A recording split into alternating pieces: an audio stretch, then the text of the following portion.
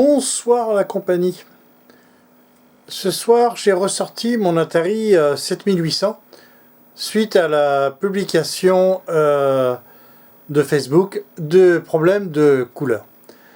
Moi mon Atari je l'avais modifié.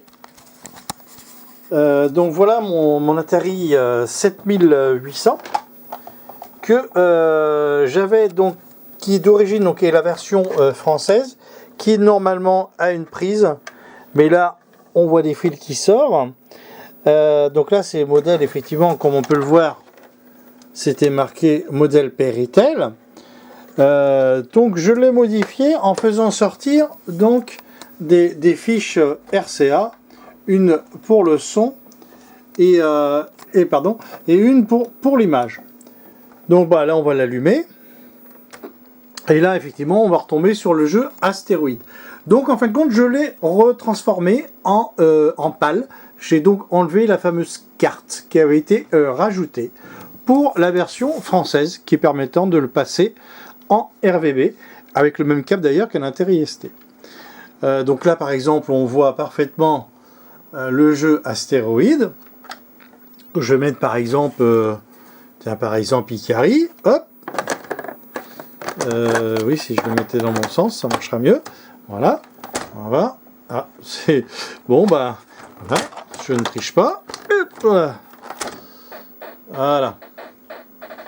Donc, le résultat, bah là, c'est de la vidéo composite PAL, mais bon, le résultat est correct.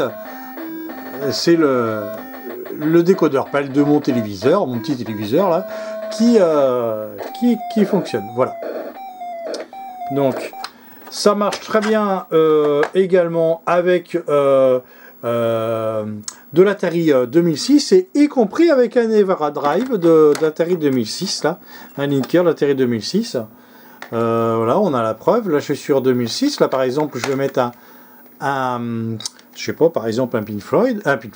Oh, ça y est, le gars, il est un Pitfall. Voilà. Et donc là, on a bien les vraies versions PAL, les vraies couleurs PAL de Pitfall. Voilà. Tac.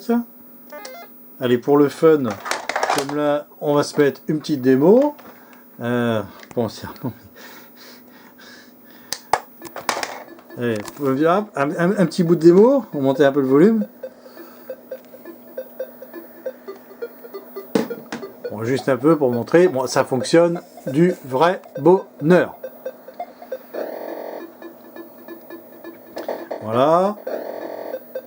Donc là, l'avantage d'avoir mon linker, c'est que je peux tester. J'avais mis des ROM de test qui permettaient, par exemple, de faire des barres de couleurs rouge, vert, bleu. Là, par exemple, j'ai tout un tas de tests. Donc différentes mires. Voilà, par exemple. Et donc ça va permettre de... on va prendre les mesures. Donc j'avais transformé cette machine, c'est moi qui l'avais fait. Donc on va le redémonter pour voir comment j'avais fait. Je me rappelle plus, il y a quand même pas mal d'années que j'avais fait ça. J'avais fait ça, je vais vous montrer, hein, sur une platine maison, hein, board là, enfin bref. C'est du homemade, 100% homemade, pour transformer la machine Péritel, qui était donc du faux RVB en fin de compte, la repasser en composite. On pourrait la passer en S-Video si on voudrait, mais pour l'instant le résultat a l'air assez satisfaisant.